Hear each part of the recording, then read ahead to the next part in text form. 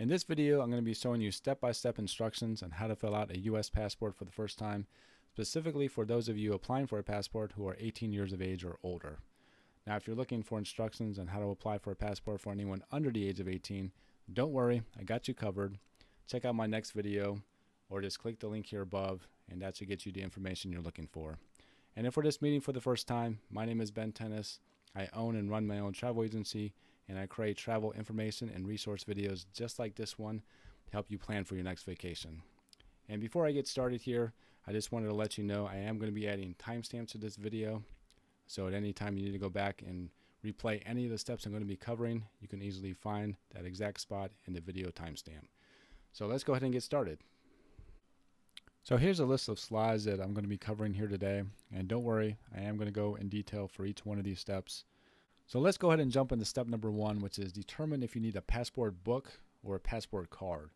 Now, what's the difference between these two? A passport book is going to let you travel to just about anywhere in the world that you want to go to, as opposed to a passport card, which is much more restricted.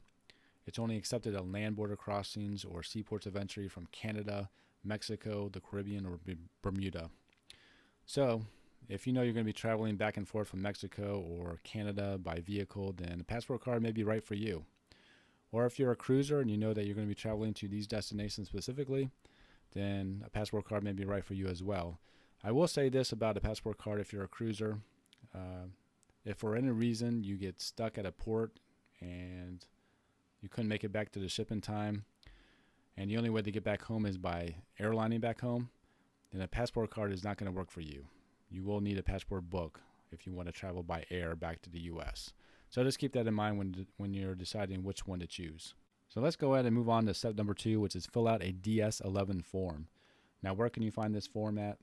Well, you can find it right on the U.S. passport website at travel.state.gov. And don't worry, I'll link this all in the description below. So once you get to that website, you'll get to this main page here. So you just click on U.S. passports, and it'll get you here. And then if you scroll down and you click under I need a passport, click apply in person, and you scroll down here to the first point here and click the plus sign.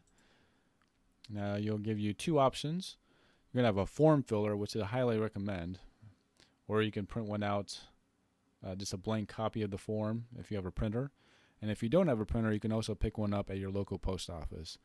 But in either case, if you're printing out a form or picking one up, I highly recommend using the form filler because it's a fail-safe. So it'll break it down by section. So you'll just fill out one section, and based on that information, it'll automatically move you to the next section you need to fill out. So that's why I highly recommend it. So the one thing you'll need when filling out the form is your social security number. So make sure you have that on hand. And if for some reason, if you don't have a social security number, then you'll need to submit a statement that's signed and dated that includes this highlighted phrase here. So once you've written that statement out, you'll need to take that with you when you apply in person. So the other thing you can do is request a larger passport book that has 52 pages instead of the standard 28. And this would be at no additional cost to you. So if you're interested in getting the 52-page book, or you know you're going to be traveling internationally a lot, then I just check that box at the top of the DS-11 form. So moving on to step number three, you'll need to provide evidence that you are in fact a U.S. citizen. You'll need to submit one of the following items. And the most important thing here is that you must bring an original or certified copy of the whichever document you're going to be bringing, as well as a photocopy of the document front and back if there's information on the back. So you'll need to bring a U.S. birth certificate, a consular report of birth abroad, or certification of birth. And this basically means that you acquired U.S. citizenship or nationality at birth, but were born in another country. And then a certificate of naturalization, a certificate of citizenship. Like I said before, you'll need photocopies of whichever document you're bringing, and it needs to be on a standard white 8.5 by 11 paper, black and white, and single-sided. So going on to step number four, you'll need to present an ID. So you just need to present one of the following identifications. I'm not going to go over all of them. I'm just going to cover the top 5 or 6 here. but I will list all of the ones that you could possibly bring. So the first one here is the in-state fully valid driver's license or enhanced driver's license with photo, a certificate of naturalization, a certificate of citizenship, a government employee ID at any level, city, county, state, or federal, a U.S. military or military dependent ID, or a current valid foreign passport. And then I also listed the other ones that you could possibly bring in as well. These are not as common, but they're there for you in case you don't meet any of the ones I just mentioned. So, as I said before, make sure you take a photocopy of the front and back of each ID that you're presenting, and it has to be on the standard 8.5 by 11 white paper, black and white, and single-sided. And then moving on to step number 5, you'll need to provide a photo for your passport. Now, I got mine done at a CVS. Looks just like this one. I got it for, I think it cost me maybe $12 or $13 to get it. Now, you can also get one done at one of the passport acceptance facilities when you go apply in person. You'll just have to check to see if whatever facility you're going to has that option for you. It'll be an additional fee on top of the passport fees, which I'll cover here in a little bit.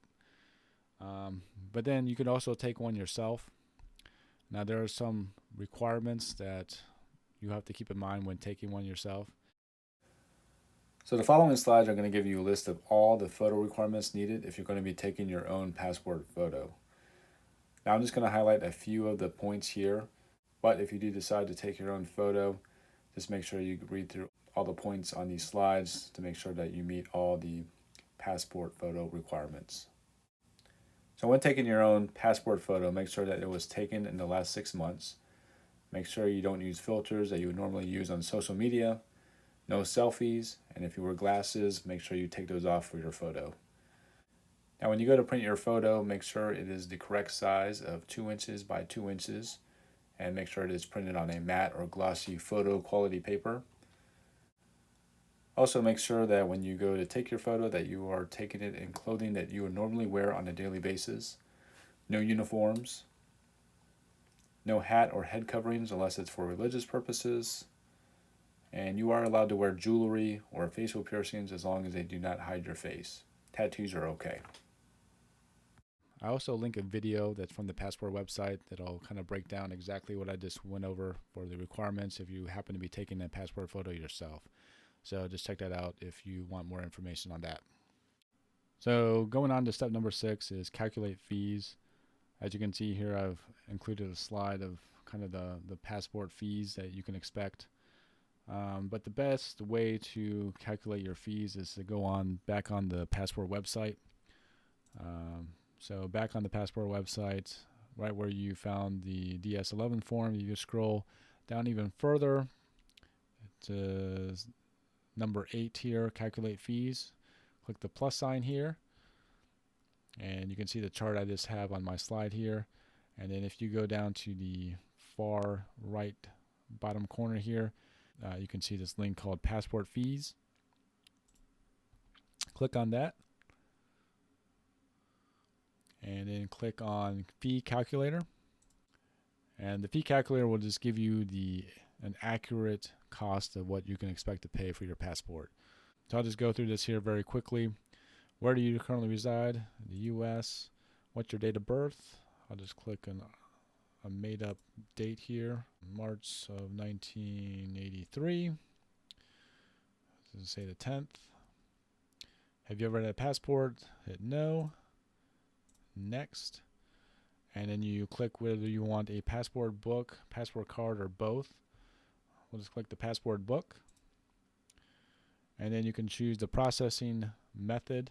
You can do a standard, which is 10 to 12 weeks. An expedited, which is 4 to 6 weeks, but it costs you an extra $60. Or you can do an expedited at agency processing. This is only for if you're going to be traveling the next 72 hours or 3 business days. So we'll just do standard here. And then you can choose either a standard delivery or a 1 to 2 day delivery. Let's just say I need to get this done pretty quickly. I calculate, and it breaks down the cost that you're going to be paying for your passport. So as you can see here on this next slide, you can see the forms of payment that are accepted. for the application fee. It will accept checks, either personal, certified, cashiers, or travelers, and money orders payable to the U.S. Department of State. Debit and credit cards are not accepted. And then you'll have to pay a $35 execution or acceptance fee separately. So if you're going to be paying by check, make sure you bring 2 checks, one for the application fee and one for the execution fee. You can't bring cash, but I would recommend you bring the exact amount, because some of the facilities do not carry change. So just keep that in mind. And the last step here is step number 7, apply in person with your application. So once you've completed the DS-11 form, you've got your document and IDs and your photocopies of those documents, and you've calculated your fees, then you can go and apply in person at one of the passport acceptance facilities. Now, some facilities require an appointment and others do not. So I'm going to show you exactly where you can find a passport facility near you. So going back to the passport website, once you're here, you'll go down to number 9, submit your completed application, hit the plus sign, and then click the first link here, passport acceptance facility. And then you'll just need to enter your zip code, and it will bring up the closest facilities that are near you. So once you have submitted your passport application, you can expect to receive one of these in the mail, either in 10 to 12 weeks or 4 to 6 weeks, depending on which processing time you chose, along with any documents that you submitted to the passport facility. Now, this passport is good for 10 years, so you won't have to worry about renewing this passport anytime soon. And like I said before, this passport will let you travel to just about anywhere in the world that you like to go. Now, if you're getting your passport because you plan on taking a trip in the near future and are looking for some help in your trip planning, allow myself to offer up my services to you as a travel agent. I would love to help you out in any way I can, whether that's booking just a small piece of your trip or booking and planning your entire trip for you. In either case, I'd love to help you out if you need it. And if you've never worked with a travel agent before, or maybe you're just unsure about using a travel agent, check out my video series titled Everything You Need to Know About Using a Travel Agent, and I'm sure you'll find a lot of the answers you're looking for in those videos. So if you have any questions or need clarity about anything I covered today about passports, feel free to ask your questions in the comment section, and I'll make sure to answer them when I see them. So thank you so much for watching this video. Make sure you hit the like button if you found this video helpful, and I look forward to seeing you in the next video.